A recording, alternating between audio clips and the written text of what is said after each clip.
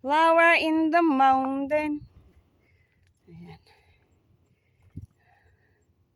Para sa'yo ang flower na to. Ayan.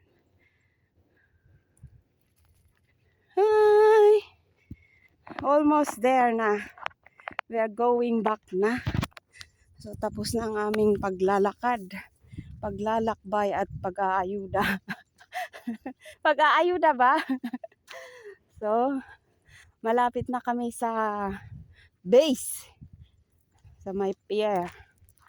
So lulan pa kami ng pier bago kami makapunta doon sa pinanggalingan namin.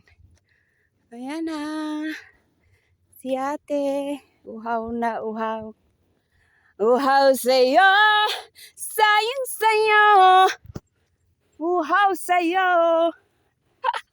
Uhaw sa'yo ba? Ayan.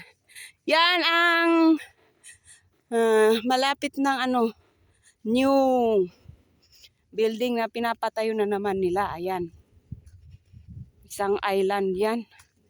Tapos ginawang ganyan. So after 10 years siguro. Nate. No, it's not 10 years. Oh, what? Hong Kong is really So how what? 5 years? around 2 years.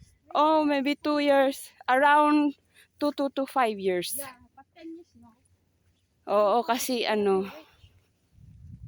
Hong Kong dagijay ko talagang maano sa pagtayo. So, abangan natin